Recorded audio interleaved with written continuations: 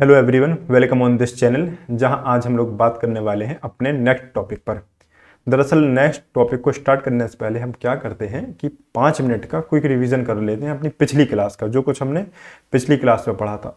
उससे दो फायदे होंगे हमारे, एक तो हमारा रिवीजन हो जाएगा और दूसरा जो कुछ हम आगे पढ़ने वाले हैं वो चीज़ हम आसानी से समझ पाएंगे। ठीक है, तो हमने कल क्या पढ़ा था वो चीज़ हम देख लेते हैं कि हमने कल क्या क्या चीज़ पढ़ी थी। ठीक है, तो दरअसल कल हमने ये दो चीज़ें पढ़ी थी। कल हमने पढ़ा था कि अर्थशास्त्र और अर्थव्यवस्था के मध्य क्या अंतर है और क्या संबंध है। जहां हमने अर्थशास्त्र की परिभाषा को देखी और अर्थव्यवस्था की परिभाषा देखी। ठीक है, जहां मैंने कहा कि अर्थशास्त्र क्या है। अर्थशास्त्र दरअसल उन सिद्धांतों का संग्रह है जो हमें ये बताते हैं कि धन का प्रयोग हम किस तरह से करें। ठीक है, और अर्थव्यवस्था अर्थव्यवस्था की परिभाषा जब मैंने बताई तो मैंने कहा था कि ये अर्थव्यवस्था क्या है। अर्थव्यवस्था संसाधनों का नागरिकों को इस तरह से आवंटन है ताकि अधिक से अधिक लोगों का क्या हो, कल्याण हो। और अर्थशास्त्र और अर्थव्यवस्था के मध्य हमने संबंध के लिए कहा था कि अर्थशास्त्र का सिद्धांतों का संग्रह है। उन सिद्धांतों के संग्रह के अनुसार ही हम अपनी अर्थव्यवस्था में जो संसाधन है उनका आवंटन करते हैं। ठीक है, तो अर्थशास्त्र क्या था, अर्थशास्त्र थ्योरी थी और अर्थव्यवस्था क्या था, उसका एप्लीकेशन था। ठीक है, पहली चीज हमने ये समझी। और जो दूसरी चीज थी हमारी, दूसरी चीज हमने समझी अर्थशास्त्र की प्रमुख शाखाएं। अर्थशास्त्र की प्रमुख शाखाएं, अर्थशास्त्र की प्रमुख शाखाएं क्या क्या हैं। दो शाखाएं हमने समझी, एक थी व्यष्टि अर्थशास्त्र। क्या था, व्यष्टि अर्थशास्त्र, और दूसरा था समष्टि अर्थशास्त्र। समष्टि अर्थशास्त्र। ठीक है, व्यष्टि अर्थशास्त्र मतलब माइक्रो इकोनॉमिक्स, माइक्रो इकोनॉमिक्स, और समष्टि अर्थशास्त्र को हम इंग्लिश में कह रहे थे मैक्रो इकोनॉमिक्स। हमने दोनों के बीच अंतर को देख लिया था और दोनों को समझ लिया था कि ये क्या क्या है। ठीक है, दरअसल एक बार और मैं आपको दोबारा उसका रिवीजन कर देता हूँ। व्यष्टि अर्थशास्त्र दरअसल ये एक अर्थव्यवस्था की किसी एक व्यक्ति या एक पहलू का अध्ययन करते हैं इसके अंतर्गत। और समष्टि अर्थशास्त्र के अंतर्गत हम संपूर्ण अर्थव्यवस्था का क्या करते हैं, अध्ययन करते हैं। जैसे कि हमारा राजकोषीय नीति हो गई, ठीक है, बजट हो गया, या नेशनल इनकम हो गई, ठीक है, मनी एंड बैंकिंग हुई। ये जो सारी चीज़ें हैं, इन सारी चीज़ों का जो हम अध्ययन करते हैं वो करते हैं हम किसके अंतर्गत, समष्टि अर्थशास्त्र के अंतर्गत। ठीक है, और तीसरी चीज़ जो हमने देखी थी वो देखी थी कि उत्पादन के कारक, या जिन्हीं को हम कह रहे थे उत्पादन के संसाधन। दरअसल आप लोगों ने कल पढ़ा, ठीक है, क्या पढ़ा कि उत्पादन के कारक, उत्पादन के कारकों को मैंने बताया कि आप किस तरह से उत्पादन के कारकों को निकाल सकते हैं, रटने की आपको कोई ज़रूरत नहीं है। ठीक है, तो आपने देखा कि उत्पादन के कितने कारक हैं। उत्पादन के दरअसल कल बताए थे 4 कारक हैं। कौन कौन से, भूमि, श्रम, पूंजी और उद्यमशीलता। कौन कौन से थे, भूमि, श्रम, पूंजी और उद्यमशीलता। ठीक है, उद्यमशीलता को दरअसल मैंने क्या कहा था, ये क्या है, रिस्क टेकिंग कैपेसिटी, जोखिम लेने की क्षमता। इसको पढ़ने के साथ साथ हमने ये भी देखा था कि किसी भी देश की अर्थव्यवस्था में कौन कौन सी मुख्य समस्याएं होती हैं। ठीक है, दरअसल हमने देखा था किसी भी अर्थव्यवस्था में मुख्यतः 2 समस्याएं होती हैं। एक देखा था हमने संसाधनों के अभाव की समस्या, ठीक है, और दूसरा देखा था हमने संसाधनों के आवंटन की समस्या। क्या देखा था, संसाधनों के अभाव की समस्या को, और दूसरा हमने देखा था संसाधनों के आवंटन की समस्या को। ठीक है, और इन समस्याओं को देखने के बाद हमने इनके उपाय भी देखे थे कि किस तरह से किसी देश की अर्थव्यवस्था में या किसी देश की अर्थव्यवस्था के विकास में ये जो संसाधन हैं कितनी महत्वपूर्ण भूमिका निभाते हैं या कितने उपयोगी होते हैं। ठीक है, दरअसल हमने यहाँ तक देख लिया था। अब हम बढ़ते हैं अपने नेक्स्ट टॉपिक की ओर, जो है हमारा अर्थव्यवस्था के प्रकार। ठीक है, हम आज देखेंगे कि अर्थव्यवस्था के प्रकार, अर्थव्यवस्था कितने प्रकार की होती है। ठीक है, आज हम ये देखेंगे। ठीक है, ये हो गया आपका 5 मिनट का क्विक रिवीजन। आप कोशिश करें किसी तरह से अपना रिवीजन करें ताकि जब आपका एग्ज़ाम टाइम आए तब आप ये जो स्पीड रैपिड रिवीजन बोलते हैं, रैपिड रिवीजन, तब उसे आसानी से कर पाएँ। ठीक है। और मेरी एक बात और आप याद ध्यान में रखते हुए चलें कि आपको साथ साथ नोट्स बनाते हुए चलना है, इसी तरह के शॉर्ट नोट्स, ताकि आप या एनसीईआरटी पढ़ें या कोई भी ऐसी बुक पढ़ें ताकि आपको वो समझने में आसानी हो। ठीक है। तो हम लोग देख लेते हैं। तो आगे बढ़ने से पहले मैं आपको एक और चीज़ है जो आपको बताना चाहता हूँ। ठीक है। आपको ये नहीं करना है कि आपको पहले आप तीसरी क्लास देखो, फिर आप दूसरी क्लास देखो, फिर आप चौथी क्लास देखो। आपको ये नहीं करना। अगर आप इस तरह से करेंगे तो जिस क्लास का सीक्वेंस है वो बिगड़ेगा और आपको समझ में कुछ नहीं आएगा। ठीक है ना। दरअसल इकोनॉमिक्स थोड़ा सा ऐसा टेक्निकल सब्जेक्ट है, इसलिए आप जैसे जो वर्ड या जो शब्द मैंने आज बता दिए, जो टेक्निकल वर्ड मैंने आज बता दिए, उनका प्रयोग मैं कल करूंगा। ठीक है। जैसे मैंने कल आपको पढ़ा है उत्पादन के कितने संसाधन, उनका मैं प्रयोग आज करूंगा। ठीक है।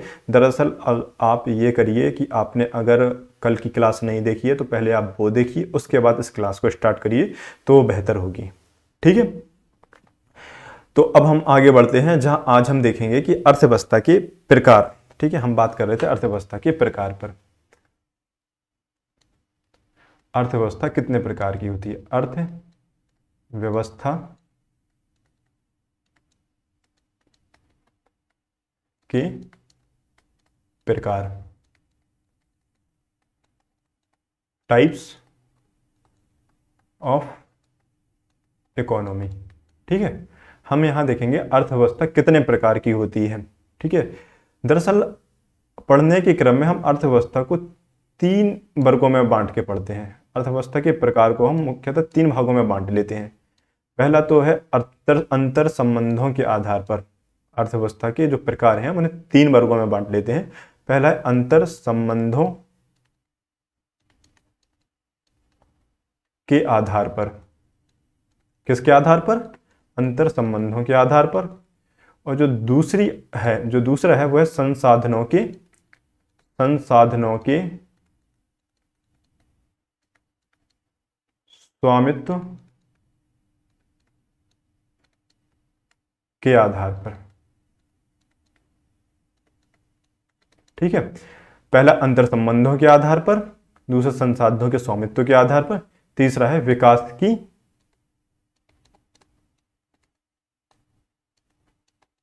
अवस्था, विकास की अवस्था के आधार पर। ठीक है। दरअसल अंतर संबंधों के आधार पर हम अर्थव्यवस्था के प्रकार देख रहे हैं। ठीक है। अंतर संबंधों का अर्थ है कि दो देशों के बीच संबंध कैसा है, या हम ये कहें कि अंतर संबंधों का अर्थ के बारे में अगर हम कहें कि जो अर्थव्यवस्था है, जो दो देशों की अर्थव्यवस्था है, उनके बीच कैसा संबंध है, उसी आधार पर अर्थव्यवस्था को इसमें बांटा गया है। इसके आधार पर हम अगर कहें अंतर संबंधों के आधार पर भी अर्थव्यवस्था को 2 भागों में बांटा गया है। ठीक है। पहला तो बांटा गया है, पहला खुली अर्थव्यवस्था। अंतर संबंधों के आधार पर जो पहली अर्थ का प्रकार है वह खुली अर्थव्यवस्था, और जो दूसरा प्रकार है वो है बंद अर्थव्यवस्था। बंद अर्थव्यवस्था। ठीक है। खुली अर्थव्यवस्था इंग्लिश में हम क्या कहेंगे इसे? Open economy. ठीक है। इसको हम कहेंगे क्लोज इकोनॉमी, क्लोज्ड इकोनॉमी। ठीक है। अब हम समझ लेते हैं खुली अर्थव्यवस्था और बंद अर्थव्यवस्था क्या है। ठीक है। इसको दरअसल हम 2 भागों में बांट के समझ लेते हैं। एक जगह लिख लेते हैं, इसको साफ किए देते हैं। ठीक है।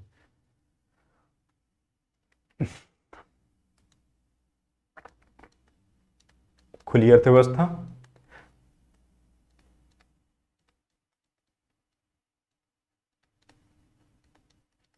और दूसरा है क्या? बंद अर्थव्यवस्था।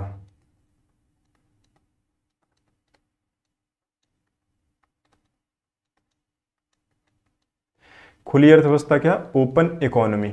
Open economy. और बंद अर्थव्यवस्था हमने क्या कैसे कहा? Closed economy. इंग्लिश में हम क्या कहेंगे? Closed economy. ठीक है, तो अब हम समझ लेते हैं कि ओपन अर्थव्यवस्था हम किसे कह रहे हैं। दरअसल खुली अर्थव्यवस्था एक ऐसी अर्थव्यवस्था होती है जहां आयात और निर्यात की स्वतंत्रता होती है। ठीक है, दरअसल खुली अर्थव्यवस्था वो होती है जहां पर आयात और निर्यात पर कोई प्रतिबंध ना हो, अर्थात आयात और निर्यात क्या हो? स्वतंत्र हो। उसे हम क्या कहते हैं? खुली अर्थव्यवस्था कहते हैं। ठीक है, इसको मैं लिख देता हूं, पेन कहाँ है? तो खुली अर्थव्यवस्था हम कैसे कह रहे हैं? ऐसी अर्थव्यवस्था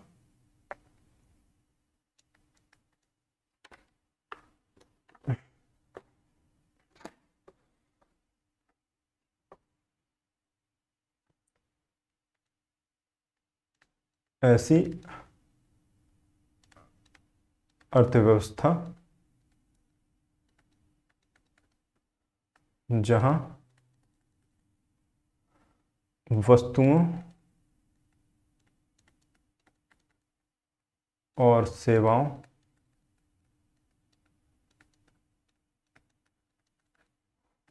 के आयात और निर्यात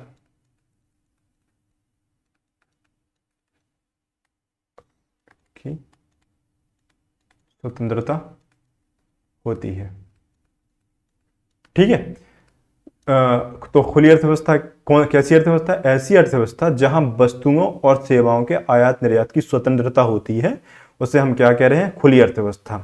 ठीक है, जो खुली अर्थव्यवस्था होती है, जो खुली अर्थव्यवस्था होती है, ये संसाधनों के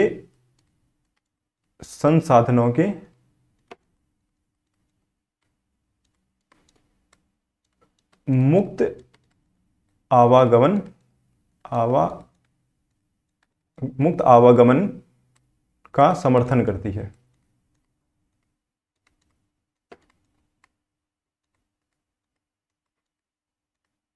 ठीक है, जो खुली अर्थव्यवस्था होगी वो क्या करेगी? संसाधनों के मुक्त आवागमन का समर्थन करेगी। इसको हम समझ लेते हैं। जैसे कि मैंने कहा कि खुली अर्थव्यवस्था वो अर्थव्यवस्था है जहां पर वस्तुओं के आयात और निर्यात की स्वतंत्रता होती है, अर्थात यहां पर कोई प्रतिबंध नहीं होता है कि आप वस्तुओं के आयात और निर्यात करने पर। ठीक है, और दूसरा पॉइंट ये कहा मैंने कि संसाधनों के मुक्त आवागमन का समर्थन करती है। तो दरअसल अब सवाल उठता है कि हम ये जो संसाधन है, संसाधन कैसे कह रहे हैं? तो आपको याद आ गया होगा कि संसाधन कितने हैं? संसाधन 4 हैं। कौन कौन से? भूमि, श्रम, पूंजी और उद्यमशीलता। अब आप देखोगे कि जैसे मैंने कहा संसाधनों के मुक्त आवागमन की, तो अब आप पाओगे कि भूमि जो ऐसा संसाधन है, इसका तो आवागमन कर नहीं सकते। अब ऐसा तो है नहीं कि आप जमीन को एक स्थान से ले जाकर दूसरे स्थान पर शिफ्ट कर दें, उसका आवागमन कर पाए, ये तो संभव नहीं है ना। तो अब आप देखोगे कि इसमें जो मुख्यतः आवागमन किया जाता है संसाधनों का, वो क्या है? पूंजी का और श्रम का। आपने देखा होगा कि कई सारे ऐसे भारतीय हैं जिन्हें डायस्पोरा कहते हैं, कई सारे ऐसे भारतीय हैं जो दूसरे देशों में रह रहे हैं, कई गल्फ कंट्रीज में रह रहे हैं, यूरोपीय कंट्रीज में रह रहे हैं, अमेरिकन कंट्रीज में भारतीय रह रहे हैं, और वहां पर अपनी क्या कर रहे हैं? श्रम सेवाएं दे रहे हैं। ठीक है, श्रम सेवाएं दे रहे हैं, बदले में वहां से हमें क्या प्राप्त हो रही है? पूंजी, धन। ठीक है, तो अब ये क्या है? इसी को हम कह रहे हैं संसाधनों के मुक्त आवागमन का समर्थन करती है। जैसे भारत क्या करता है? भारत के कई नागरिक हैं जो अन्य देशों में जाकर उन्हें व्यापार करने की या उन्हें श्रम करने की स्वतंत्रता प्राप्त है। इसी तरह से कई और देश हैं जिन्हें यहाँ भारत में आके जो व्यापार करते हैं उन्हें भी इस तरह की स्वतंत्रता प्राप्त है। इसी को दरअसल हम कह रहे हैं कि ये जो खुली अर्थव्यवस्था जो होती हैं, वो संसाधनों के मुक्त आवागमन का क्या करती हैं? समर्थन करती हैं। ठीक है, तो आपको ये दूसरा पॉइंट समझ आ गया होगा कि दूसरा पॉइंट क्या है? संसाधनों के मुक्त आवागमन का समर्थन करती हैं, वो किस तरह से। ठीक है, अब जो तीसरा पॉइंट है इसमें, ये पहला, दूसरा, अब जो तीसरा पॉइंट है, तीसरा पॉइंट दरअसल ये है कि इसके अंतर्गत उदारवादी नीति का प्रयोग किया जाता है। किसका? इसके अंतर्गत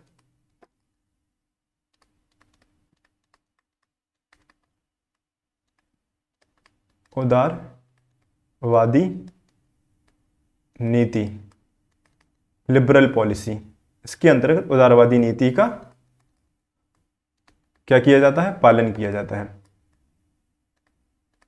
ठीक है, या हम इसको ऐसे भी लिख सकते हैं कि ये जो खुली अर्थव्यवस्था है वो उदारवादी नीति के अंतर्गत आती है, या उदारवादी नीति का इसमें प्रयोग किया जाता है। ठीक है, अब उदारवादी नीति क्या है? उदारवादी नीति है लिबरल पॉलिसी। लिबरल पॉलिसी इसको इंग्लिश में कह रहे हैं हम, और दरअसल उसमें बात यही हो रही है कि वस्तुओं और सेवाओं पर किसी भी तरह का कोई प्रतिबंध नहीं है, चाहे वो उत्पादन के संसाधन हो, भूमि, वो पूंजी या श्रम, इनमें भी किसी भी प्रकार की क्या है, किसी भी प्रकार का कोई प्रतिबंध नहीं है, ना ही सरकार किसी तरह का हस्तक्षेप करती है संसाधनों के आवागमन पर।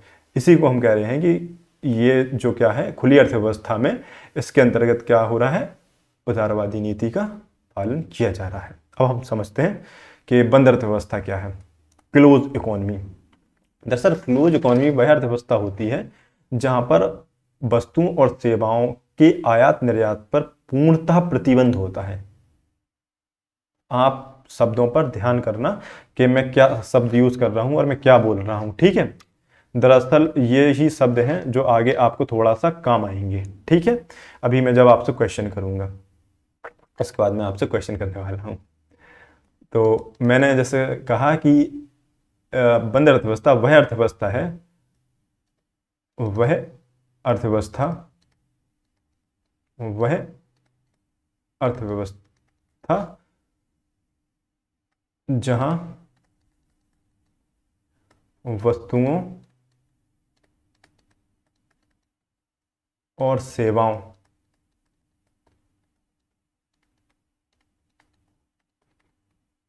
के आयात निर्यात पर पूर्णतः प्रतिबंध होता है, प्रतिबंध होता है। ठीक है, इसको समझ लेते हैं। अब ये जो कैसी अर्थव्यवस्था, अब इस तरह की अर्थव्यवस्था में पता है क्या होता है, इस तरह की अर्थव्यवस्था में क्या होता है, एक भी रुपए की वस्तु का ना तो व्यापार होता है, ना ही आयात होता है, ना ही निर्यात होता है, पूरी तरह से बंद होती है। ठीक है, ये अर्थव्यवस्था पूरी तरह से आयात निर्यात प्रतिबंधित होता है। इसमें किसी ना एक ही रुपए की वस्तु का आयात होगा, ना एक रुपए की वस्तु का निर्यात होगा। जबकि खुली अर्थव्यवस्था कैसी अर्थव्यवस्था, खुली अर्थव्यवस्था में क्या हो रहा है, खुली अर्थव्यवस्था ऐसी अर्थव्यवस्था जहां वस्तुओं और सेवाओं के आयात और निर्यात की स्वतंत्रता है। अब चाहे ये आयात और निर्यात 1 रुपए का हो या 1000 करोड़ रुपए का हो, हमें इससे मतलब नहीं है। अगर आयात निर्यात हो रहा है अंतर्राष्ट्रीय स्तर पर, तो हम कहेंगे कि वो अर्थव्यवस्था कैसी अर्थव्यवस्था है, खुली अर्थव्यवस्था है। दरअसल आपको ये कॉन्सेप्ट अच्छे से समझ के चलना है। ठीक है, इसके बाद अगर कोई क्वेश्चन आएगा उसको आप हल कर पाए। ठीक है, दूसरा इसमें सवाल उठता है, दूसरा इसमें का पॉइंट ये है कि ये जो अर्थव्यवस्था है बंद अर्थव्यवस्था, ये संरक्षणवादी नीति का समर्थन करती है। बंद यह अर्थव्यवस्था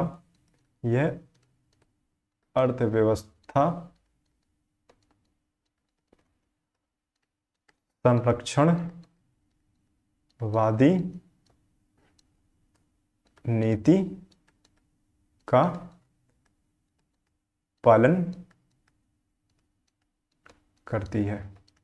ठीक है, संरक्षणवादी वर्ड से भी आपको घबराना नहीं है, मैं भी आगे इसको डिस्कस किए देता हूं। ठीक है, अब जैसे मैंने कही अर्थव्यवस्था क्या है, संरक्षणवादी नीति का पालन करती है। इसको थोड़ा सा अभी मैं थोड़ा सा डिस्क्रिप्टिव वे में आपको समझाता हूं। ठीक है, पहले एक तीसरा पॉइंट और मैं आपको बता दूं, ये जो अर्थव्यवस्था है, यह अर्थव्यवस्था जो है एक आदर्श स्थिति का रूप है, या हम कहें कि यह एक आदर्श स्थिति है। ऐसा दरअसल मैं क्यों कह रहा हूं, क्योंकि इस स्थिति में सभी संसाधन पर्याप्त मात्रा में होने चाहिए। जैसे कि लिख लेते हैं पहले, ये एक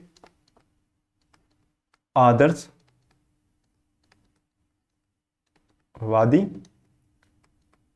स्थिति है। क्यों? क्योंकि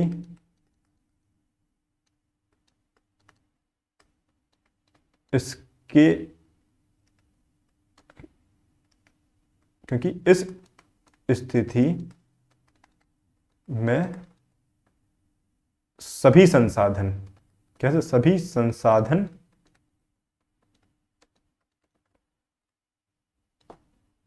पर्याप्त मात्रा में होने चाहिए। ठीक है, जैसा कि मैं कह रहा हूं कि यह एक आदर्शवादी स्थिति है। क्यों? क्योंकि इस स्थिति में जो भी संसाधन है वो पर्याप्त मात्रा में होने चाहिए। ठीक है, कैसे होने चाहिए? पर्याप्त मात्रा में। अगर आपके पास वो सारे संसाधन हैं जिनके साथ कोई किसी भी एक देश को पूरी तरह से चलाया जा सकता है, तो हाँ, वो अर्थव्यवस्था बंद अर्थव्यवस्था हो सकती। अब आप सोचिए कि विश्व में क्या कोई ऐसा देश है जिसके पास सभी संसाधन हैं? है दरअसल कोई ऐसा? सोचिए 2 मिनट के लिए। अगर आप सोचेंगे तो आप पाएंगे कि आपको विश्व में कोई भी एक भी ऐसा देश नहीं मिलेगा जिसके पास सभी संसाधन हो और वो पर्याप्त मात्रा में हो। आप जैसे कि देखेंगे भारत के पास भी जो सारे संसाधन हैं वो भी पर्याप्त मात्रा में नहीं है। ठीक है ना? जैसे कि हम देखें कि भारत के पास कई तरह के संसाधन हैं अगर जो अति आवश्यक हैं, अगर हैं भी तो बहुत ही ऐसे हैं कि उन्हें हम कहें कि वो ना के बराबर हैं। ठीक है, जैसे कि पेट्रोलियम क्या है? एक संसाधन है। हमारे पास पेट्रोलियम की कमी है, इसलिए हम क्या करते हैं? पेट्रोलियम का आयात करते हैं अन्य देशों से। और आप जैसे गल्फ कंट्रीज में देखोगे, ऐसे देश जहां पर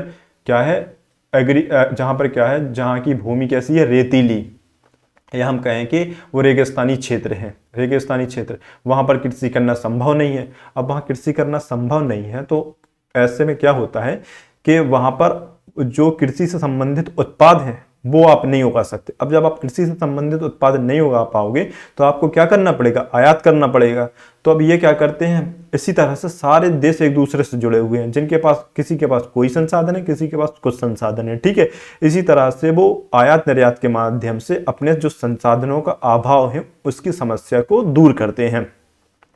ठीक है, तो जैसा कि मैंने कहा कि ये एक आदर्श स्थिति। अब आपको ये समझ आ गया होगा कि ऐसा मैंने क्यों कहा कि जो ये बंद अर्थव्यवस्था है एक आदर्शवादी स्थिति है। ठीक है, अब अगर आप ओपन और क्लोज इकोनॉमी में अंतर समझ गए हों तो अब एक मेरा प्रश्न है, उस प्रश्न का जवाब दीजिए। ठीक है, अब आप ये बताइए कि भारत की इकोनॉमी कैसी है? तो दरअसल इसका आपको जवाब मिल ही गया होगा कि भारत एक खुली अर्थव्यवस्था है। ठीक है, इसका तो आसानी से आपको जवाब मिल ही गया होगा। लेकिन मेरा सवाल ये नहीं है, मेरा सवाल इसके थोड़ा सा आगे है। थोड़ा सा मैं आपको कन्फ्यूज करना चाहूँगा कि सन 1947 के पहले, सवाल क्या है? गौर से सुनना, सवाल को समझना, उसके बाद कमेंट बॉक्स में आप अपना आंसर दे सकते हैं। ठीक है, मेरा सवाल ये है कि आप ये बताइए कि सन 1947 के समय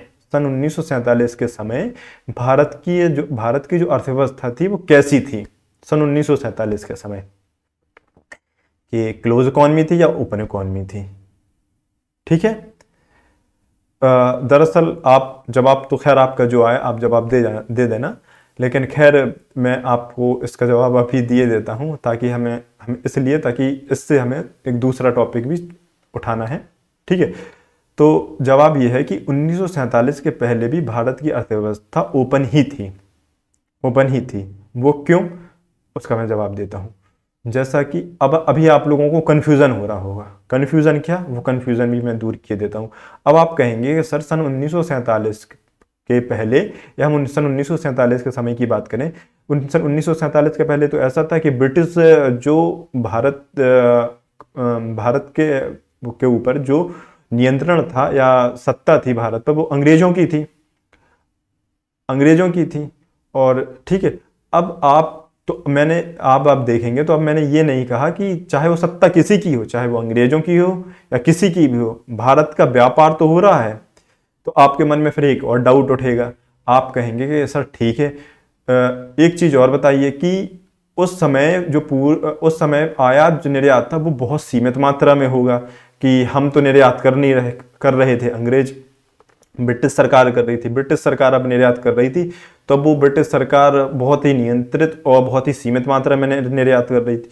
तो इसका जवाब मैंने आपको पहले ही दे दिया है। मैंने क्या कहा था कि खुली अर्थव्यवस्था में चाहे 1 रुपए का व्यापार हो, आप 1 रुपए का निर्यात करें, आयात करें, या 1 रुपए का आयात करें या 1 रुपए का निर्यात करें, या 1000 करोड़ रुपए का आयात निर्यात करें, उससे हमें कोई मतलब नहीं, उससे कोई फर्क नहीं पड़ता है। बस आयात निर्यात अगर अंतर्राष्ट्रीय स्तर पर हो रहा है तो हम कहेंगे कि वो अर्थव्यवस्था कैसी है, खुली अर्थव्यवस्था है। ठीक है, इसीलिए मैंने बंद अर्थव्यवस्था में लिख दिया था कि बंद अर्थव्यवस्था वह अर्थव्यवस्था है जहां वस्तुओं सेवाओं के आयात पर पूर्णतः प्रतिबंध होता है। अब आप देखोगे सन 1947 की भी बात कर लो, उससे और पहले की बात कर लो, और शुरुआत से ही हम देखेंगे भारत का जो पश्चिमी देशों के साथ पहले से ही व्यापार है होता, मसाले का व्यापार होता आया है। ठीक है ना, और सन जैसे 18वीं सदी में जब तेल की खोज हुई, उसके बाद से तेल का भी आयात निर्यात हो रहा है, और आज तो बड़े पैमाने पर हम तेल का आयात कर रहे हैं। ठीक है ना, तब एक सवाल और उठता है, वो सवाल ये उठता है कि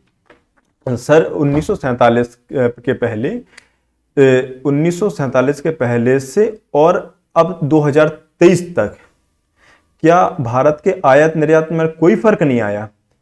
तो अब हम बात कर लेते हैं सन 1947 की। तो अब हम अगर देखें 1947 में जब भारत आजाद हुआ तब हम बहुत सीमित मात्रा में क्या करते थे, आयात निर्यात करते थे। उसमें भी केवल उन्हीं वस्तुओं का आयात करते थे जो बहुत ही अति आवश्यक थी, जैसे कि पेट्रोलियम। पेट्रोलियम एक ऐसा संसाधन था जो हमारी मजबूरी था। ठीक है, हम अगर आयात ना भी करना चाहें तब भी हमारी मजबूरी थी कि हमें आयात करना होगा। अगर हम पेट्रोलियम का आयात नहीं करेंगे तो हमारी जो परिवहन व्यवस्था है वो पूरी ठप पड़ जाएगी। और उस समय तो बिजली का भी इतना अच्छे से विकास नहीं हो पाया था। जो ट्रेनें भी थी वो भी सारी किस पर चल रही थी, डीजल से। जितने सारे उद्योग थे वो डीजल से। अगर हम आयात नहीं करते तो इसलिए हमें क्या था, बहुत ही मजबूरी थी। ठीक है, दरअसल अब सवाल उठता है कि ऐसा क्या कारण था कि हम आयात निर्यात इतना सीमित कर रहे थे, जबकि आयात निर्यात तो किसी देश की अर्थव्यवस्था के लिए बहुत अच्छा होता है। तो उसका एक कारण है, वो कारण बहुत ही वैलिड है। तो आप समझना वो कारण क्या है। दरअसल उस समय जब 1947 में भारत आज़ाद हुआ, ठीक है, उस समय जब भारत आज़ाद हुआ तो भारतीय जो स्वतंत्रता सेनानी थे उन्हें डर था कि कहीं ऐसा ना हो कि कोई कंपनी आकर फिर से भारत को गुलाम बना ले। ठीक है, भारत में आए वो आयात और निर्यात के चक्कर में भारत फिर से गुलाम बन जाए। ठीक है, इसलिए उन्होंने क्या किया, आयात निर्यात को सीमित रखा। अब आपको थोड़ी ये चीजें समझ नहीं आ रही होंगी कि ऐसा क्यों, क्योंकि अब तो हम आज़ाद हो चुके थे। दरअसल बेटा, आज़ादी हमें इतनी आसानी से नहीं मिली थी। आज़ादी हमने लगभग 200 सालों का संघर्ष है हमारा आज़ादी का। आज़ादी हमें किसी थाली, सोने की थाली में सजी हुई नहीं मिली थी। इस आज़ादी को पाने के लिए हमने कई तरह की कुर्बानियाँ पेश की हैं, कई तरह की कुर्बानियाँ दी हैं, चाहे वो बच्चे हों, बूढ़े हों, औरतें हों, कई तरह के हमने क्या बोले तो कुर्बानियाँ दी हैं। कई माँओं ने अपने बेटों को सूली पर चढ़ा दिया, सिर्फ किस लिए कि भारत आज़ाद हो सके, भारत आज़ाद हो सके। इसी पहलू में मुझे एक किस्सा याद आ रहा है बहादुर शाह जफर का।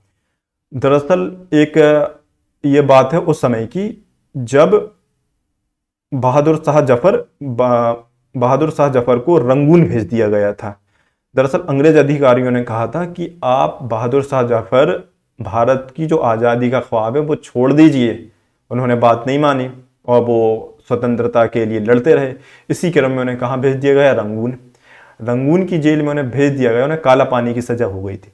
अब क्या हुआ, एक अंग्रेज अधिकारी था, वो जो बहादुर शाह जफर था, बहादुर शाह जफर के दोनों बेटों की गर्दनें काट के लाया, सर काट के थाल में सजा कर लाया, और थाल में सजा के सामने दिखाकर बोला, वो अंग्रेज अधिकारी बोला कि दम दमे में दम नहीं। अंग्रेज अधिकारी बहादुर शाह जफर से कहता है कि दम दमे में दम नहीं, अब खैर मांगो जान की, ए जफर अब ठंडी हुई शमशीर हिंदुस्तान की। बहादुर शाह जफर से कहता है वो अंग्रेज अधिकारी, दम दमे में दम नहीं, अब खैर मांगो जान की, ए जफर अब ठंडी हुई शमशीर हिंदुस्तान की। तब वो बाप जिसके सामने उसके दो बेटों का कटे हुए सर थे, वो इतने तपाक से जवाब देता है। खैर बहादुर शाह जफर भी शायर थे, बहुत बड़े शायर थे।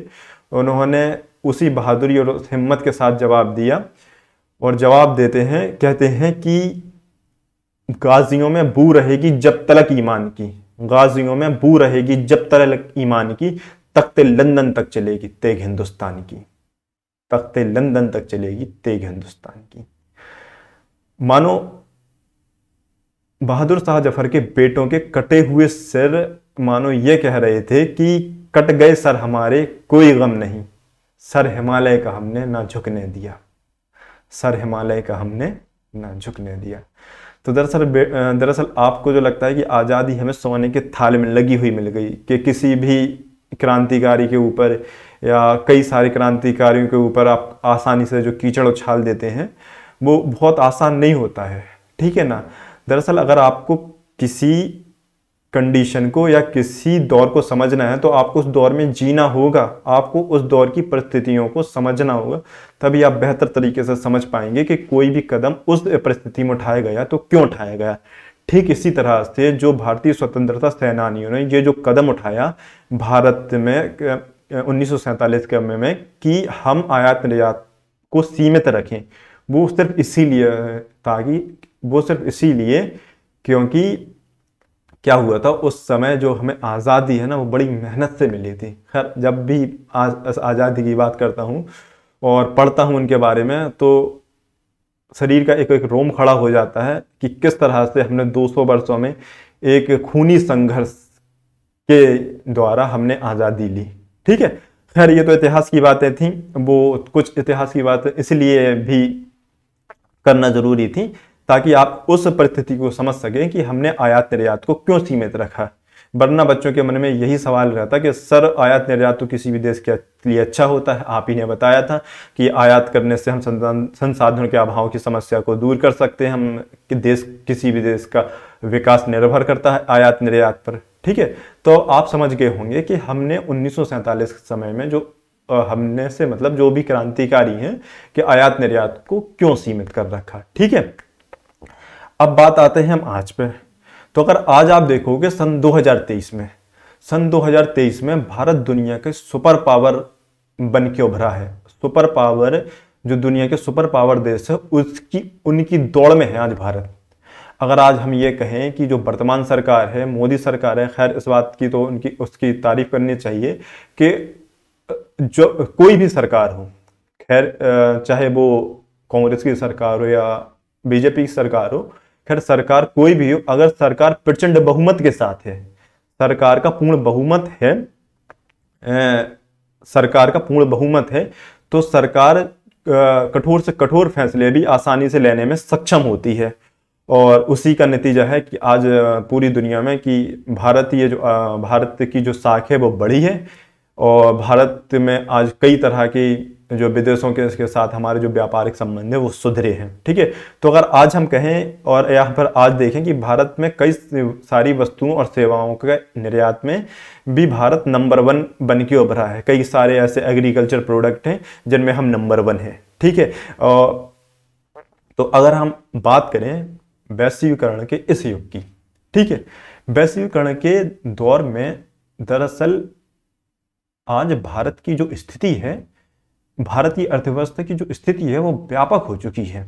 ठीक है, आज हम सर्विस सेक्टर का हब बन चुके हैं। ठीक है ना, खैर ये तो हम आगे पढ़ेंगे।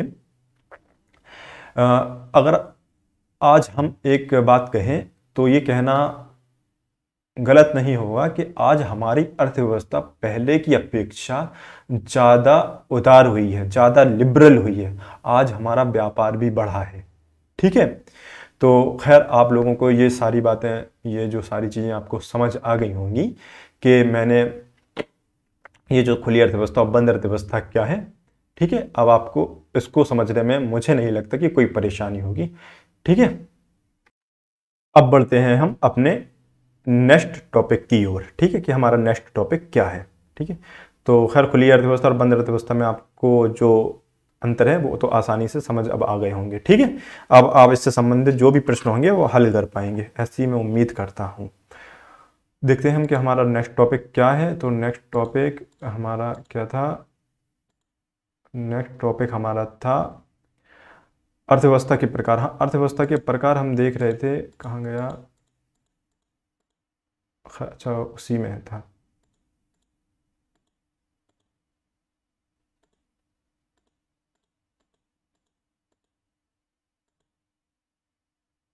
हाँ,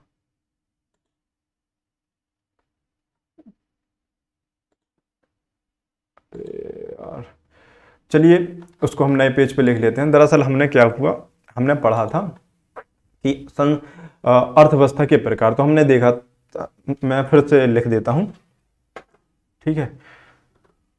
हमने पढ़ा था कि अर्थव्यवस्था कितने प्रकार की, अर्थव्यवस्था के प्रकार हमने पढ़ रहे थे, ठीक है। तो अर्थव्यवस्था के प्रकार हम देख रहे थे। अर्थव्यवस्था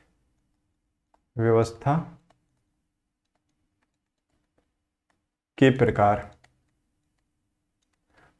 types of economy, types of economy, ठीक है। अर्थव्यवस्था के प्रकार में हमने देखा था कि तीन प्रकार, तीन प्रकारों में हमने उसे बांटा था, तीन वर्गों में बांटा था। एक तो बांटा था अंतर संबंधों के आधार पर, अंतर संबंधों के आधार पर, ठीक है। और जो दूसरा बांटा था, दूसरा बांटा था संसाधनों के, संसाधनों के स्वामित्व के आधार पर। किसके आधार पर? संसाधनों के स्वामित्व के आधार पर। और एक और था, वो था विकास की अवस्था के आधार पर। किसके आधार पर? विकास की अवस्था, अवस्था के आधार पर, ठीक है। जिसमें से हमने क्या किया, अंतर संबंधों के आधार पर जो अर्थव्यवस्था होती है, दो प्रकार की, खुली अर्थव्यवस्था और बंद अर्थव्यवस्था, ओपन इकोनॉमी और क्लोज इकोनॉमी, इसको तो हमने समझ लिया अच्छे से। अब हमें समझना है कि संसाधनों के स्वामित्व के आधार पर अर्थव्यवस्था, ठीक है। तो इसको हम समझ लेते हैं, ठीक है, इसको हम समझ लेते हैं नेक्स्ट स्लाइड पर, ठीक है। तो स्वामित्व के, संसाधनों के स्वामित्व के आधार पर हमें क्या समझना है? संसाधनों के, संसाधनों के स्वामित्व के आधार पर,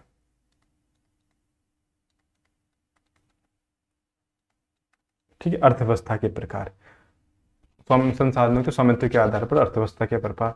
दरअसल संसाधन किसे कह रहे हैं हम, ये हमने पिछली क्लास में बहुत अच्छे से डिस्कशन कर लिया है, ठीक है।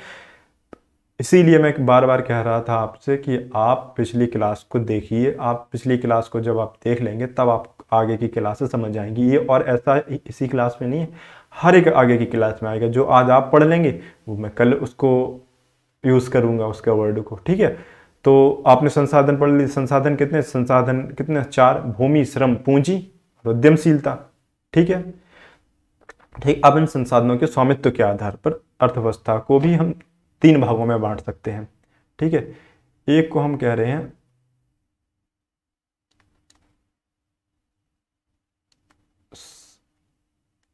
एक को हम कहते हैं समाज।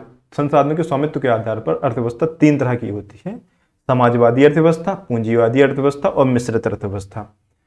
तो दरअसल इसको हम लिख लेते हैं, समाजवादी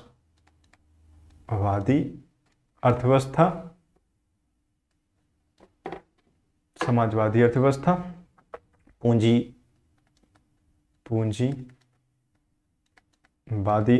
अर्थव्यवस्था और कौन सी? मिश्रित अर्थव्यवस्था, ठीक है। के बीच में लाइन खींच लेते हैं ताकि हम ऐसे इसको समझ पाए, ठीक है। तो हम समझ लेते हैं कि समाजवादी अर्थव्यवस्था किसे कह रहे हैं? पूंजी अर्थव्यवस्था, पूंजीवादी अर्थव्यवस्था और मिश्रित अर्थव्यवस्था। दरअसल हम तीनों को तुलनात्मक रूप से पढ़ लेंगे, तब हमें बेहतर तरीके से समझ आ पाएगा समाजवादी, पूंजीवादी अर्थव्यवस्था और मिश्रित अर्थव्यवस्था क्या है और इनके बीच अंतर क्या है और उनके मध्य क्या संबंध है। दरअसल समाजवादी अर्थव्यवस्था क्या होती है? समाजवादी अर्थव्यवस्था में क्या होता है कि जो उत्पादन के कारक हैं या हम कहें कि आर्थिक क्रियाओं पर सरकार का नियंत्रण होता है। पहला पॉइंट क्या है? पहला पॉइंट इसमें यह है कि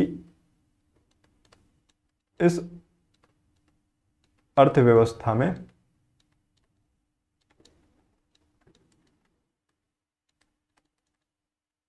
आर्थिक क्रियाओं पर, किस पर? आर्थिक क्रियाओं पर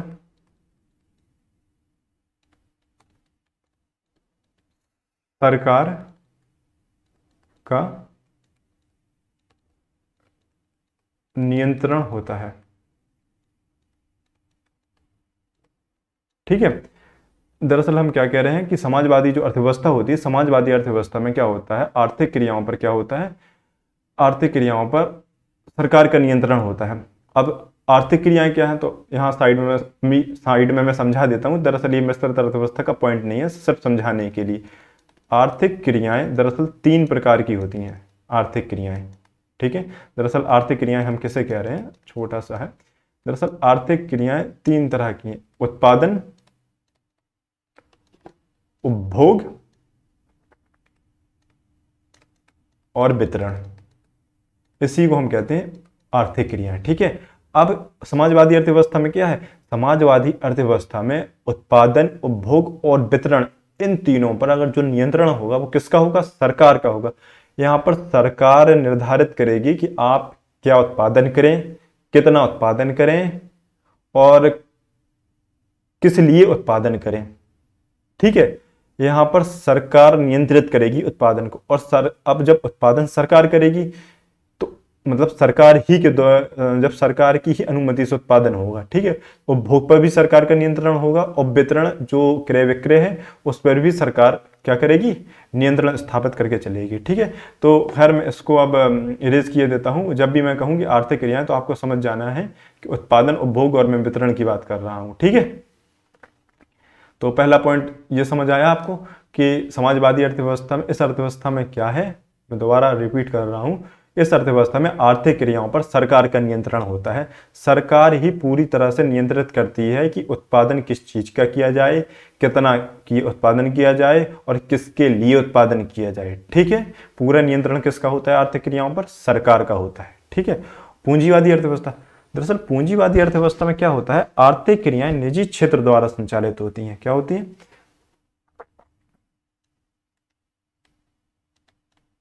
इस अर्थव्यवस्था में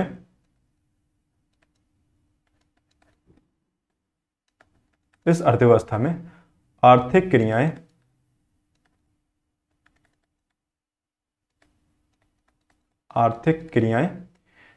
निजी क्षेत्र द्वारा संचालित होती हैं। किसके द्वारा?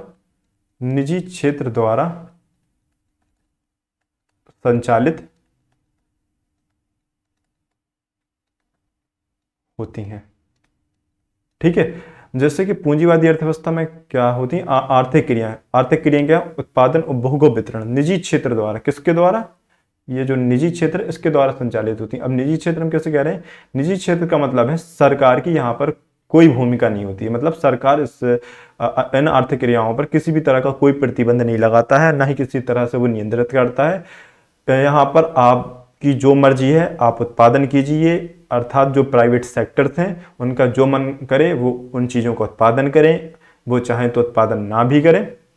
तो ये पूरी तरह से स्वतंत्र होते हैं उत्पादन, उपभोग और वितरण में। ठीक है। और अब तीसरा जो आता है वो है मिश्रित अर्थव्यवस्था। दरअसल इस अर्थव्यवस्था में क्या होता है? इस अर्थव्यवस्था में सरकार नियामक की भूमिका निभाती है। इस अर्थव्यवस्था में सरकार की भूमिका कैसी होती है? नियामक की भूमिका नियामक नियामक की होती है। ठीक है, नियामक की होती है। अब दरअसल ये पॉइंट थोड़ा सा आप समझ लो, इसमें क्या है। दरअसल समाजवादी अर्थव्यवस्था, मिश्रित अर्थव्यवस्था में कुछ गुण समाजवादी अर्थव्यवस्था के होंगे और कुछ गुण पूंजीवादी अर्थव्यवस्था के होंगे। वो कैसे, इसको आप समझ लो। ये कह रहा है कि मिश्रित अर्थव्यवस्था में जो सरकार होगी वो एक नियामक की भूमिका निभाएगी। कैसे, इसके लिए अभी हाल ही का एक बेस्ट एग्जाम्पल है, वह कोविड-19। अब मान लेते हैं, आपने देखा होगा कोविड-19 में क्या हुआ। पहले हम इस चीज को समझ लें। समाजवादी अर्थव्यवस्था में क्या है, जो भी उत्पादन कर रहा है उस पर नियंत्रण किसका है, सरकार का। अब सरकार जो उत्पादन करने को बोलेगी आपको वही उत्पादन करना होगा, आप और कोई दूसरी चीज उत्पादित नहीं कर सकते। पूंजीवादी अर्थव्यवस्था में क्या है, पूंजीवादी अर्थव्यवस्था में आप जो चाहें वो उत्पादित कर सकते हैं। ठीक है, लेकिन मिश्रित अर्थव्यवस्था में क्या है, मिश्रित अर्थव्यवस्था में तो सामान्य परिस्थितियों में आप जो चाहें उनका उत्पादन कर सकते हैं, लेकिन जब कभी कोई ऐसी परिस्थिति उत्पन्न हो जाए कि कोई विशेष परिस्थिति हो जाए, तब सरकार क्या करती है, तब सरकार हस्तक्षेप करती है और वहां एक नियामक की भूमिका निभाती है। जैसे अब मैं आपको एग्जांपल से समझाता हूं। आपने देखा होगा कोविड-19 में, कब, 2019-20 की ये बात है। ठीक है, सभी लोगों को अच्छे से पता होगा क्या होगा कि आपने देखा होगा कि ऑक्सीजन की किल्लत हो गई। जो भी लिक्विड ऑक्सीजन है उसकी क्या हो गई, किल्लत, ऑक्सीजन की मारामारी होने लगी, ऑक्सीजन लोगों को नहीं मिल रहा था। अब सरकार ने क्या किया, अब सरकार ने कहा कि आप जो ऑक्सीजन है, जो उत्पादन जो कर रहे थे, जो भी जैसे ऑक्सीजन के जो सिलेंडर्स होते हैं वो गैस वेल्डिंग में और भी कई तरह के जो उद्योग हैं उनमें काम आते हैं, तो सरकार ने क्या, उन सब पर रोक लगा दी। सरकार ने कहा कि अब ये जो ऑक्सीजन के सिलेंडर है आप ज़्यादा से ज़्यादा इनका क्या करो, उत्पादन करो। सरकार ने बाध्य किया किनको, जो ऑक्सीजन के प्लांट थे उन्हें, कि आपको इनका प्रोडक्शन या उत्पादन अधिक से अधिक ऑक्सीजन का करना होगा, और वो ऑक्सीजन आपको केवल और केवल जो कोविड के मरीज हैं आपको उन्हीं को देना है। आप ये जो है आप इनका निर्यात नहीं कर सकते हैं, आप क्या नहीं कर सकते हैं, आप इसकी या किसी भी उद्योग में आप इसका प्रयोग नहीं कर सकते हैं। ठीक है, तो अभी यहाँ पर सरकार क्या कर रही है, यहाँ पर सरकार एक नियामक भूमिका निभा रही है। ठीक है, जहाँ पर जो संसाधन है, संसाधनों की सामान्य परिस्थितियों में तो आपको प्रोडक्शन आराम से कर सकते हैं, बिल्कुल पूंजीवादी अर्थव्यवस्था के तरह आपको कोई प्रॉब्लम नहीं आएगी। लेकिन अगर कोई ऐसी विशेष परिस्थिति उत्पन्न होती है तब सरकार वहां पर हस्तक्षेप करती है। ठीक है, लेकिन पूंजीवादी अर्थव्यवस्था में ऐसा बिल्कुल नहीं होता है कि कोई विशेष परिस्थिति हो, चाहे कैसी भी परिस्थिति उत्पन्न हो जाए, ठीक है ना, वो निजी क्षेत्र स्वतंत्र रहते हैं। ठीक है, अब दूसरा पॉइंट हमारा है, दूसरा पॉइंट है कि इसके अंतर्गत जो कीमतों का निर्धारण है, समाजवादी अर्थव्यवस्था के अंतर्गत कीमतों का निर्धारण केंद्रीय संस्था के द्वारा किया जाता है। इस अर्थव्यवस्था के अंतर्गत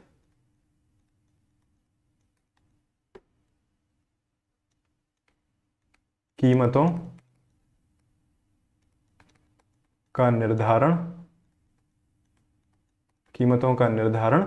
किसके द्वारा किया जाता है, इस अर्थव्यवस्था के अंतर्गत कीमतों का निर्धारण केंद्रीय संस्था के द्वारा किया जाता है। केंद्रीय संस्था के द्वारा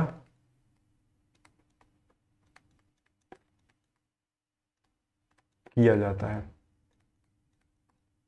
दरअसल मैं आपसे एक बात कहना चाहता हूं, मैं दरअसल ये कहना चाहता हूं कि आप जब मैं पढ़ाऊं और जब मैं ऐसा बोलूं कि इस अर्थव्यवस्था के अंदर कीमतों का निर्धारण किसके द्वारा किया जाता है, तो आपको मन में बोलना है कि मैंने क्या बोला है, केंद्रीय संस्था के द्वारा।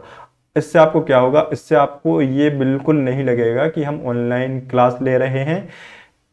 ठीक है ना, आपको बिल्कुल ऐसा लगेगा कि हम ऑफलाइन ही क्लास ले रहे हैं और सर हमारे सामने है। ठीक है, तो आप कोशिश करें कि आप मेरे साथ चीज़ों को रिवाइज करते चलें। इससे क्या होगा, आपका रिवीजन का रिवीजन होता जाएगा और आपकी जो सब्जेक्ट पर है वो पकड़ भी बहुत अच्छे से बनती जाएगी। ठीक है, तो दरअसल जैसा मैंने कहा, इस अर्थव्यवस्था के अंतर्गत कीमतों का निर्धारण केंद्रीय संस्था के द्वारा किया जाता है। ठीक है, तो वही बात हुई। अब यहाँ पर क्या है, जब सरकार उत्पादन के पर आर्थिक क्रियाओं पर पूरे तरह से नियंत्रित करेगी तो अब सरकार कीमतों को निर्धारित भी करेगी।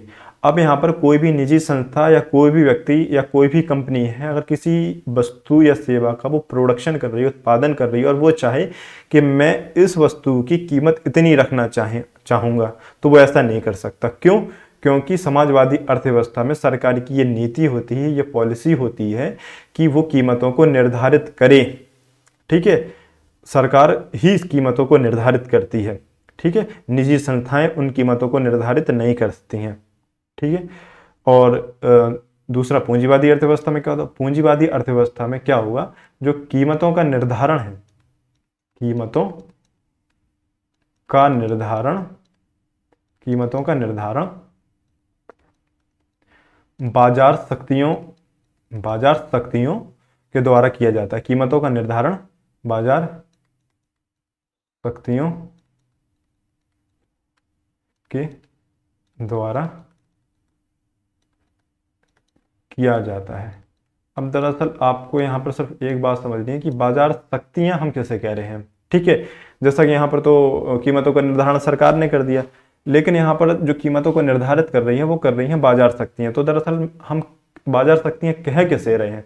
तो बाजार शक्तियों से मतलब है हमारा ये है, क्या होता है कि आपने देखा होगा जब भी कभी आप बाजार गए होंगे तो कोई वस्तु खरीदने, और उस वस्तु की डिमांड बहुत ज़्यादा हो, ठीक है ना, उस वस्तु की डिमांड बहुत ज़्यादा हो, तो आप पाएंगे कि वो वस्तु अपनी सामान्य कीमत से अधिक मूल्य पे मिल रही है। जितनी उसकी वैल्यू थी, या जितनी हम कहें कि जितनी उसकी कीमत थी, अब वो उससे अधिक कीमत में मिल रही है। क्यों? क्योंकि उसकी डिमांड क्या है? ज़्यादा है। ठीक है, उसकी डिमांड अधिक है। ठीक है, इसी को हम कह रहे हैं बाजार शक्तियाँ। दरअसल बाजार में शक्तियाँ इसी को कह रहे हैं कि जब ऐसा कोई वस्तु जिसकी डिमांड तेजी से बढ़ जाए तो उसकी कीमत भी क्या होगी? बढ़ जाएगी। अगर मान ले हम कि किसी वस्तु की डिमांड कम हो जाए, या डिमांड तो उसकी वही रहे लेकिन उसकी आपूर्ति बढ़ जाए, तब क्या होगी? उसकी कीमतें घट जाएंगी। अब ये बाजार ही निर्धारित कर रहा है, अब ये बाजार शक्तियां ही निर्धारित कर रही हैं कीमतों को। अगर वस्तु की डिमांड बढ़ती है तो क्या होगी? कीमतें उनकी बढ़ जाएगी। अगर वस्तु की जो डिमांड कम होती है, उनकी आपूर्ति बढ़ जाती है, तो वस्तुओं की कीमत क्या होगी? घट जाएंगी। यहाँ पर सरकार कीमतें निर्धारित नहीं करेगी पूंजीवादी अर्थव्यवस्था में। ठीक है, तो और मिश्रित अर्थव्यवस्था में क्या है? मिश्रित अर्थव्यवस्था में क्या है होता है, यहाँ पर वही सारी चीजें कि सरकार नियामक की भूमिका में रहती है। यहाँ सरकार नियामक की भूमिका में रहती है। वैसे तो जो भी कंपनीज हैं वो कीमतें निर्धारित करती हैं मिश्रित अर्थव्यवस्था में भी, लेकिन सरकार ये देखकर चलती है, या सरकार इस बात को देखकर चलती है कि कीमतें इतने अधिक स्तर पर ना बढ़ जाएं कि जो सामान्य नागरिक है उसे खरीद ना पाए, या कीमतें बिल्कुल इतनी सस्ती ना कर दें कि वो पूरे बाजार पर अपना एकाधिकार जमा ले। ठीक है, इसी तरह से सरकार नियामक की भूमिका निभाती है। जैसे मैं आपको एक एग्जांपल समझाता हूँ। ये बात है सन 2016 की, सन 2015 के लास्ट, सन 2016 के टाइम पे, हाँ सन 2015-16 के टाइम की ये बात है, जब जियो आया था। जब क्या हुआ था? जियो आया था। आपने देखा होगा कि जियो जो कंपनी थी, जियो कंपनी ने सारी सेवाएं फ्री कर दी। उस समय पर जो 1 GB डेटा 300 रुपये का मिलता था, वो उसने अनलिमिटेड, आप कितना भी नेट चलाएं फ्री है, आपकी कॉलिंग फ्री, सब कुछ उसने फ्री कर दिया। उसने क्या किया? मार्केट पर पूरा अपना एकाधिकार बना लिया। अब सभी दौड़ में लग गए, जितनी भी जनता है भारत में, अब सभी दौड़ रही किसकी तरफ? जियो की तरफ। हर व्यक्ति अपनी जो सिम है वो पोर्ट करवाकर जियो की तरफ जा रहा, या अपनी सिम उसको तोड़कर नई सिम खरीद रहा है जियो की। अब इससे क्या हो रहा था? अब जो टेलीकॉम कंपनियां हैं इनको बहुत बड़े मात्रा में घाटा हुआ। तो अब जब घाटा होने लगा तो अब वो टेलीकॉम कंपनियां गई सरकार के पास। तो सरकार की एक संस्था है, उसको हम कहते हैं try, TRAI, telecom regulatory authority of India. जो टेलीकॉम कंपनियां हैं उनको विनियमित करती है। ठीक है, अब ट्राई ने जियो से कहा कि देखिए आप ऐसा नहीं कर सकते हैं कि आप हर एक चीज़ को फ्री कर दें, पूरे बाजार को आप गिरा दें और आप अपना एकाधिकार जमा लें। आपको कुछ अपना कीमत निर्धारित करनी होगी, ठीक है। तो इस तरह से सरकार क्या करती है, कीमतों को निर्धारित करने में एक महत्वपूर्ण भूमिका निभाती है, ताकि कीमतें बहुत अधिक स्तर पर ऊंची भी ना जाए और बहुत ही ज़्यादा नीचे भी ना गिर जाए, ठीक है। तो खैर ये हो गया था हमारा दूसरा पॉइंट। अब हम देख लेते हैं हमारा तीसरा पॉइंट। तीसरा पॉइंट क्या है? तो दरअसल तीसरा पॉइंट ये है कि यहाँ तीसरा पॉइंट ये है कि इसके अंतर्गत क्या है, जो उत्पादन किया जाता है वो नागरिकों की आवश्यकताओं के अनुसार किया जाता है। तो ये क्या है, यहाँ नागरिकों की आवश्यकता के अनुसार उत्पादन किया जाता है, ठीक है। ठीक है, अब यहाँ पर जो उत्पादन होगा किसी भी वस्तु या सेवा का, वो पहले सरकार देखेगी कि नागरिकों को किन वस्तुओं और सेवाओं की आवश्यकता है। यदि नागरिकों को रोटी, कपड़ा और मकान जैसी मूलभूत वस्तुओं की आवश्यकता है, तो सरकार जो उत्पादन करेगी वो उन्हीं वस्तुओं की करेगी, ठीक है। अब यहाँ ऐसा नहीं है कि सरकार आवश्यकता है नागरिकों को रोटी, कपड़ा, मकान की और सरकार लग्जरी गुड्स पर का उत्पादन करवाएगी, नहीं, ठीक है। यहाँ पर सरकार उन्हीं का उत्पादन करेगी जिन्हें जिन भी वस्तुओं की उस देश के नागरिकों को क्या है, आवश्यकता है, ठीक है। और पूंजीवादी अर्थव्यवस्था में क्या होता है, दरअसल इसमें जो उत्पादन होता है वो डिमांड के अनुसार होता है। दरअसल इस अर्थव्यवस्था में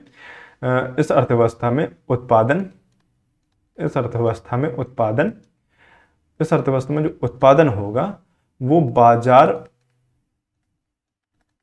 की मांग के अनुसार होगा।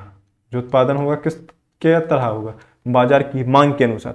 अब बाजार में जिस चीज की भी डिमांड होगी, कंपनियां या जो भी उद्योग हैं उसी वस्तु का उत्पादन करेंगे। अगर मार्केट में मोबाइल की डिमांड है तो प्रोडक्शन कंपनियां किसका करेंगी, मोबाइल का। अगर कार की डिमांड है तो कार का उत्पादन करेंगी, ठीक है। जिन भी वस्तुओं की मांग होगी उसी के अनुसार क्या होगा, यहाँ उत्पादन होगा, ठीक है। और हम चौथी देख लेते हैं। यहाँ पर क्या होता है, यहाँ पर ये ध्यान रखा जाता है कि जो नागरिक हैं, सामान्य नागरिकों की आवश्यकता जिन वस्तुओं के उनका तो उत्पादन हो, साथ ही जो डिमांड है उसका भी क्या हो, जो डिमांड है बाजार में उसका भी उत्पादन हो। तो यहाँ क्या होता है, निजी क्षेत्र को उत्पादन किसका उत्पादन, वस्तुओं और सेवाओं का उत्पादन की स्वतंत्रता दी जाती है, ठीक है। बस वही बात है कि अगर कोई ऐसी विशेष परिस्थिति आती है जब कि हमें किसी विशेष वस्तुओं का उत्पादन करवाना है, तब सरकार क्या कर सकती है, तब सरकार कुछ ऐसी पॉलिसी या कुछ ऐसे कानून बनाकर लागू कर देगी जिससे कि उस कंपनी को सिर्फ वही वस्तु का उत्पादन करना हो। जैसे कि मैं फिर से एक बार एग्जाम्पल लेता हूँ, कोविड-19 का आपने देखा होगा कि बड़े पैमाने पर आवश्यकता थी हमें किस चीज़ की, मास्क की, ठीक है। मास्क की कमी हो गई थी, तो सरकार ने कहा कि आपको युद्ध स्तर पर मास्क बनाना है, या जो भी प्रिकॉशन, जो भी कोविड-19 से बचने के जो भी उपकरण हैं, ठीक है ना, उनको आपको बहुत तेजी से बनाना है, कंपनियों से कहा, और ये अनिवार्य कर दिया गया। तो ठीक है ना, इसी तरह से। और लेकिन अगर हम सामान्य परिस्थितियों में देखें, सामान्य परिस्थितियों में निजी क्षेत्र को तो उत्पादन की स्वतंत्रता, वो जो चाहे वो उत्पादन कर सकते हैं। दरअसल भारत में मिश्रित अर्थव्यवस्था लागू है। आपने देखा होगा, कोई भी आप अगर कुछ किसी वस्तु या सेवा का उत्पादन करना चाहें तो आपको पूरी इसमें छूट प्राप्त है, ठीक है। लेकिन हाँ, विशेष परिस्थितियों में सरकार इस पर कुछ प्रतिबंध लगा सकती है या कुछ हस्तक्षेप कर सकती है, ठीक है।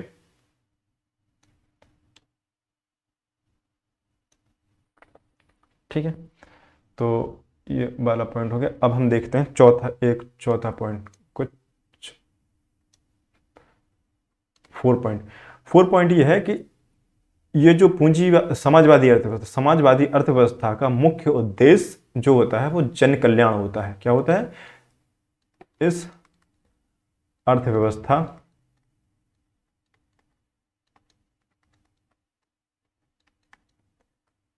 का मुख्य उद्देश्य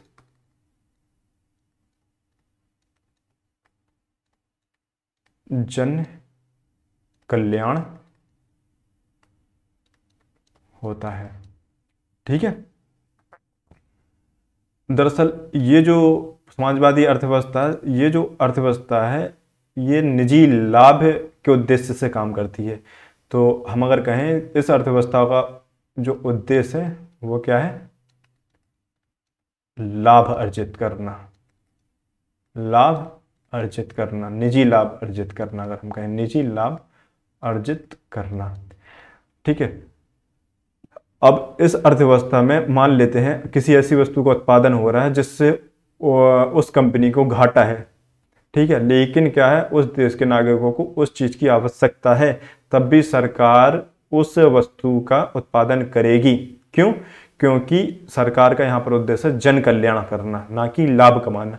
लेकिन पूंजीवादी अर्थव्यवस्था में क्या है, यहाँ पर जो कंपनियां हैं उनको इस वास्ते बिल्कुल फर्क नहीं पड़ता कि जनता का कल्याण हो, जनता भाड़ में जाए, जनता से कोई मतलब नहीं। उनका सिर्फ मतलब है अगर हमें इस जो भी वस्तु या सेवा का वो प्रोडक्शन कर रहे हैं, अगर उससे उनसे लाभ हो रहा है तब तो वो उसका प्रोडक्शन करेंगे। और हम वो देखते हैं कि उस कंपनी को उससे उन्हें कोई लाभ नहीं हो रहा है उस वस्तु के उत्पादन से, तो वो उसका उत्पादन क्या करेंगे? बंद कर देंगे, भले ही वो नागरिकों के लिए अति आवश्यक ही क्यों ना हो। ठीक है, ये पूंजीवादी अर्थव्यवस्था है। अब आप देखोगे मिश्रित अर्थव्यवस्था। मिश्रित अर्थव्यवस्था में क्या है? मिश्रित अर्थव्यवस्था में सरकार क्या करती है?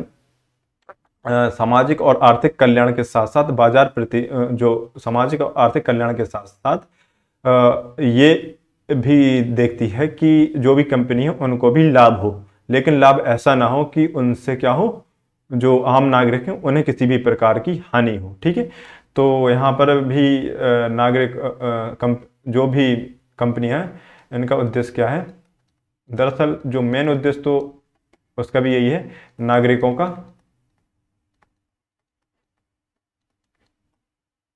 कल्याण। ठीक है, जब आप भारतीय संविधान की प्रस्तावना पढ़ोगे तब आप पढ़ोगे कि हम भारत को संपूर्ण प्रभुत्व संपन्न और समाजवादी बनाने के लिए तथा इसके नागरिकों को सामाजिक, आर्थिक और राजनीतिक स्वतंत्रता प्रदान करने के लिए तथा सामाजिक और आर्थिक कल्याण के लिए, इस तरह से आप उसमें पढ़ोगे कि उसमें यह स्पष्ट तौर पर लिखा गया है कि हमने समाजवादी अर्थव्यवस्था के बिंदुओं को अपनाया। दरअसल भारत में क्या है, जो समाजवादी बिंदु हैं उनका प्रभाव ज़्यादा है पूंजीवाद से।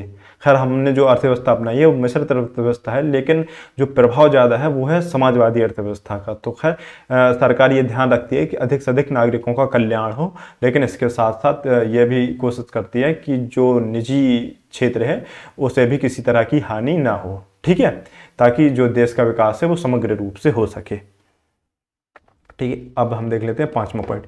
पांचवा पॉइंट दरअसल ये है कि ये जो है समाजवादी अर्थव्यवस्था प्रतिस्पर्धा का अभाव होता है। प्रतिस्पर्धा का क्या होता है? अभाव। प्रतिस्पर्धा का अभाव ये तो आपको आसानी से समझ आ गया होगा। जब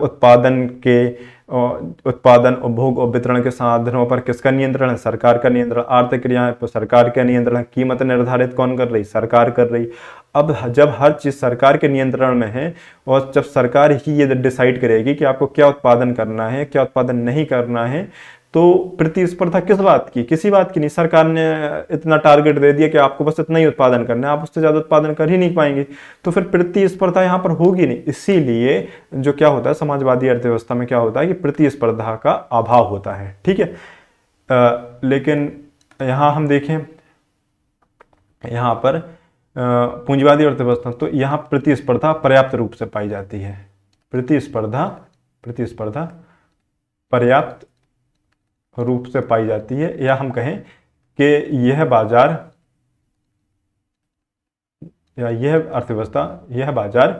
दरअसल हम ऐसा लिख सकते हैं, यहाँ बाजार प्रतिस्पर्धा को प्रोत्साहित किया, यहाँ बाजार प्रतिस्पर्धा को प्रोत्साहित किया जाता है। ठीक है, और यहाँ पर क्या है, तो यहाँ पर भी ना यही है कि समाज और आर्थिक कल्याण को देखते हुए बाजार में जो प्रतिस्पर्धा उसको बढ़ावा दिया जाता है। ठीक है, इसमें सामाजिक और आर्थिक कल्याण को ध्यान में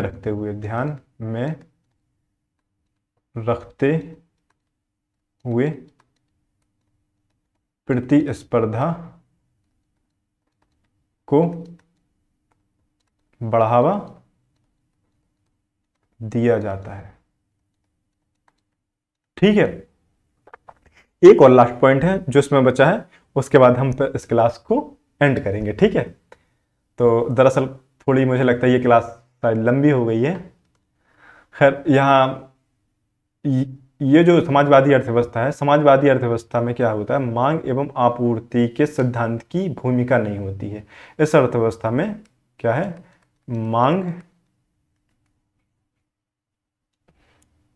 इस अर्थव्यवस्था में आप देखोगे ये जो अर्थव्यवस्था है, हमारा 6वां पॉइंट क्या था,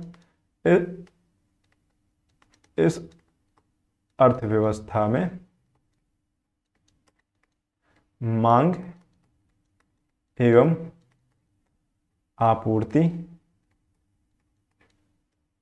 की कोई भूमिका नहीं होती, या मांग एवं आपूर्ति के सिद्धांत का पालन नहीं किया जाता। आपको जो अच्छा लगे आप लिख सकते हैं। ठीक है, आप कोशिश करो कि चीज़ों को रटने की अपेक्षा आप चीज़ों को समझो।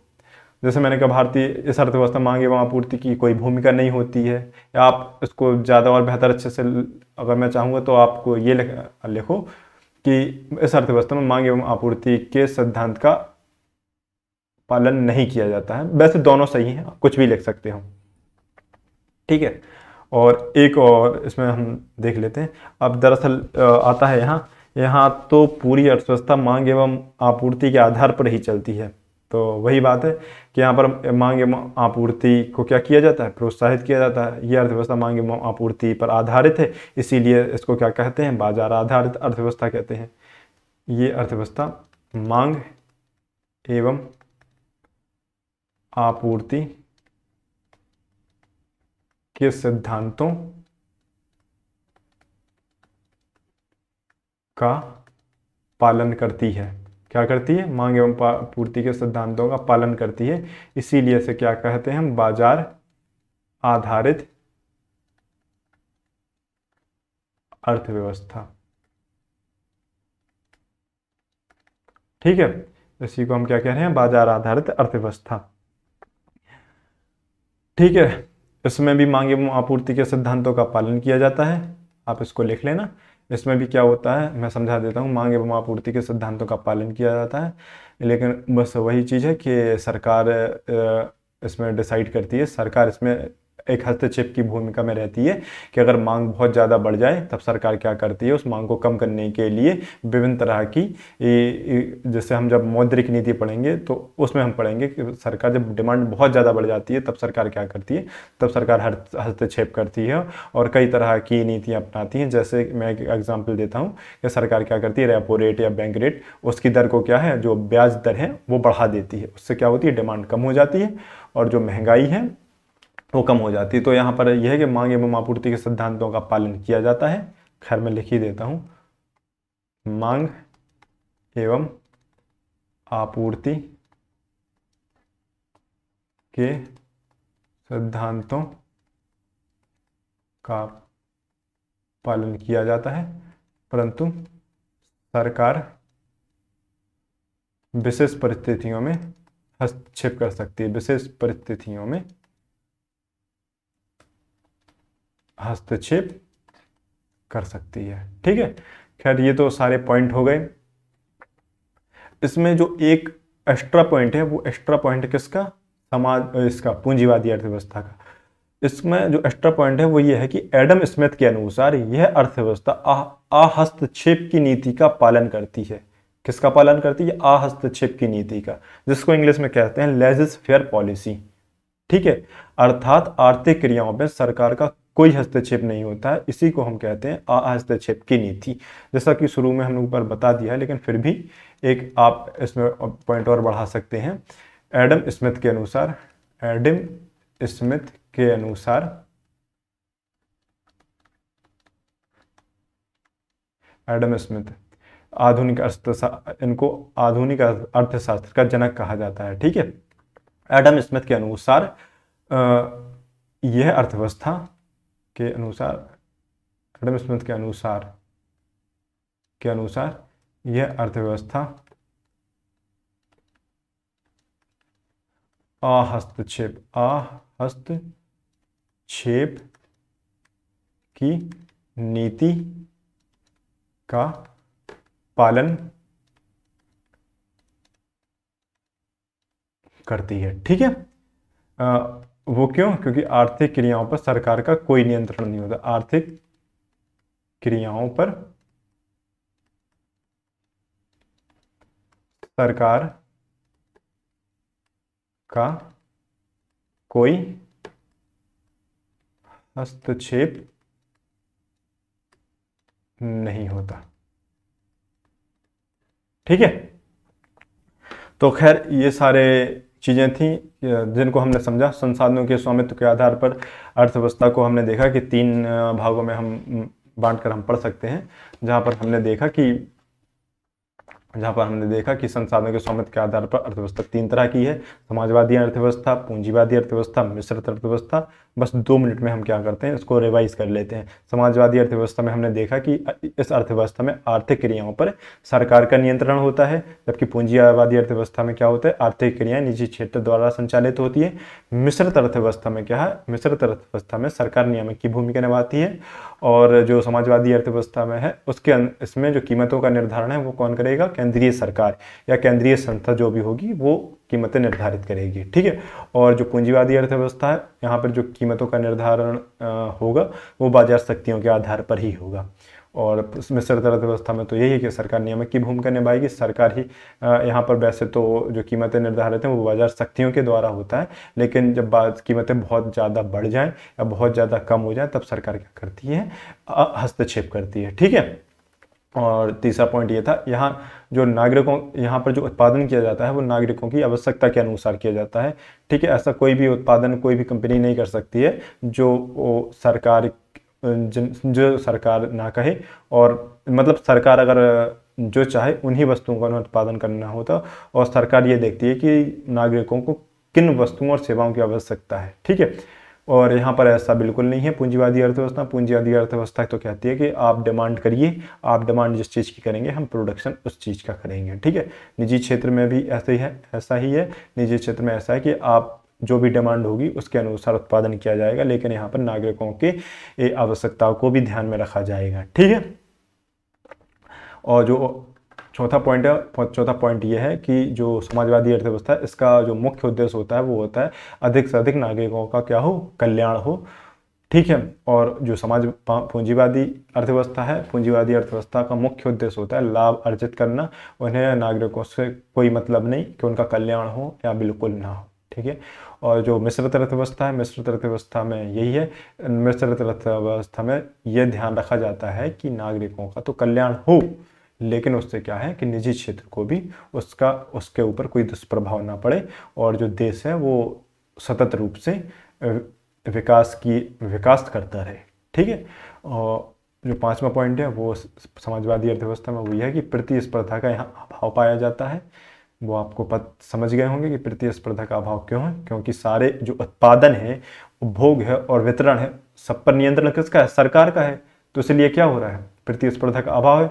और यहाँ तो जो पूंजीवादी अर्थव्यवस्था में तो प्रतिस्पर्धा तो इसका मुख्य, अगर हम कहें मुख्य उद्देश्य ही है। यहाँ तो अगर जिस चीज़ की डिमांड होगी तो उसी चीज़ का क्या होगा, प्रोडक्शन होगा।